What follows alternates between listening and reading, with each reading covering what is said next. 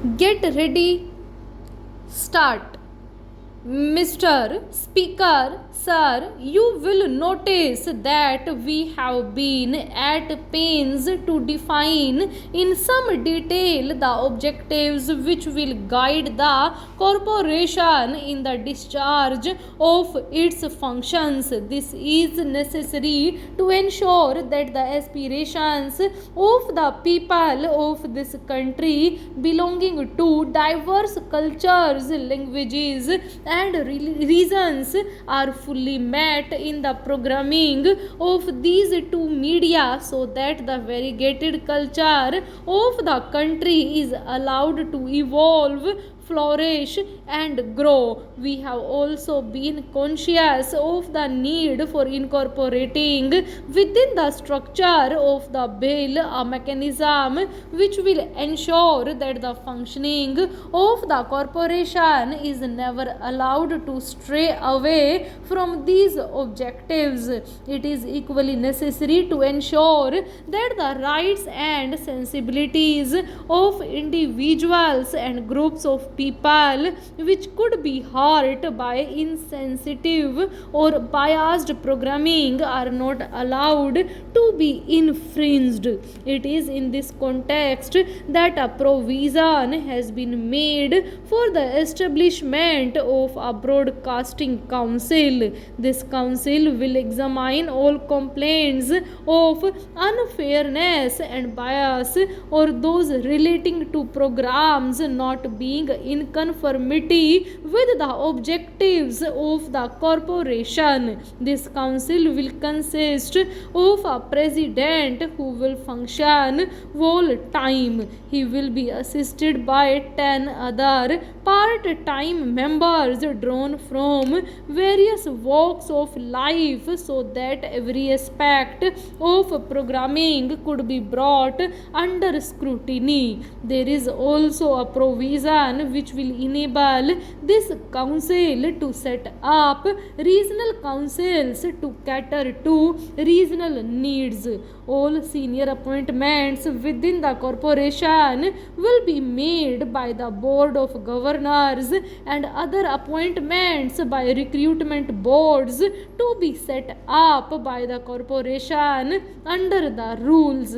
We have also provided protection to all categories of employees of AIR and Doordarshan, including officers of Indian Information Service working with these organizations. It will be our endeavor to ensure that all employees are treated justly and are provided opportunities to grow and develop in their own fields. I would, however, like to emphasize that the primary objective at all times would be to achieve excellence. The finances of the corporation will be underwritten by the Government of India on the touchstone of public service. Nevertheless, financial autonomy is to be promoted by providing that the Broadcasting Corporation shall have its own funds into which shall be paid broadcast receiver license fees, if any, advertisement revenue, service fees, and other earnings. A provision has been made to make the corporation accountable to the Parliament. Its annual report, incorporating a report by the Broadcasting Council, also will be placed before both the houses of Parliament to enable this august body to exercise scrutiny, to debate over the manner in which the organization has functioned, and to give the required directions and guidance.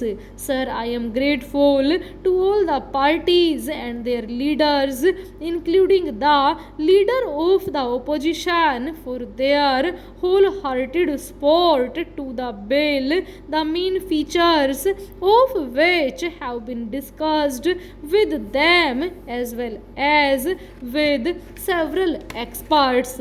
Sir, we are conscious that we need to move fast to bring the corporation into being and yet not be hasty in proposing a structure which does not achieve our stated goals. It is in this context that during the next few months, before the bill is actually taken up for consideration, we have planned to encourage different institutions and organizations to hold seminars, debates and discussions on all aspects of the proposed corporation, in addition to the panel discussions on the two media at various levels.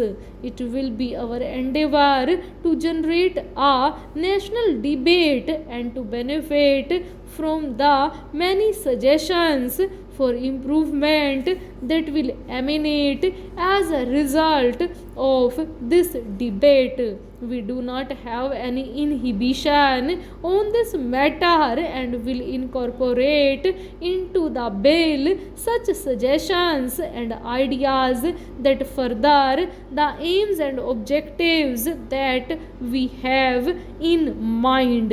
If the bill is taken up for consideration and passed around May 2007, it will still take time to draft the rules and regulations, appoint the governors and other functionaries, and place them in position.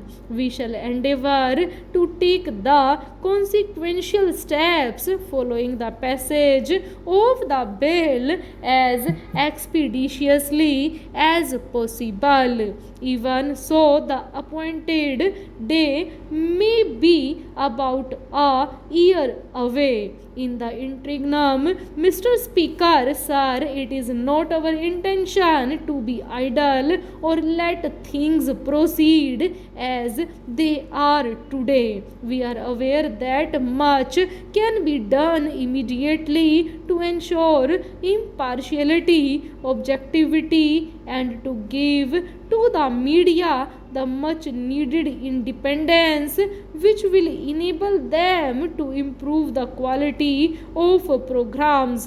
We intend therefore to undertake a comprehensive review of the programs being broadcast and telecast by AIR and Doordarshan. We will examine all procedures and reconstitute the various committees involved with programming wherever necessary. New kinds of programs will be considered. For example, we will try to increase the number of current affairs programs and encourage independent producers to make them so that fresh thought provoking ideas are placed before the audience. As regards television, we will try to make the second channel in four metropolitan cities much more likely so that they can provide alternative programs to meet the aspirations of the regional audience.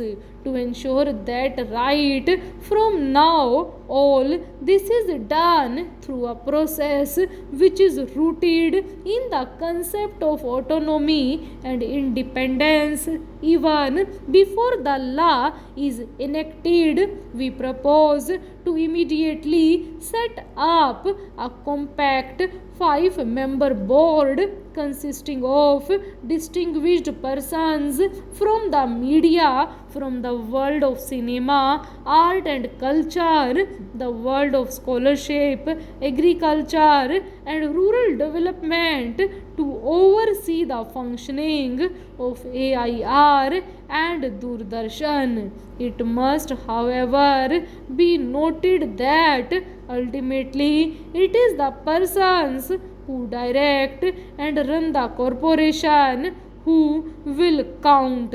The eyes of the entire nation will look to the Board of Governors to see how this goal is achieved. It will be our endeavor, as also the endeavor of our ministry, to provide all possible assistance.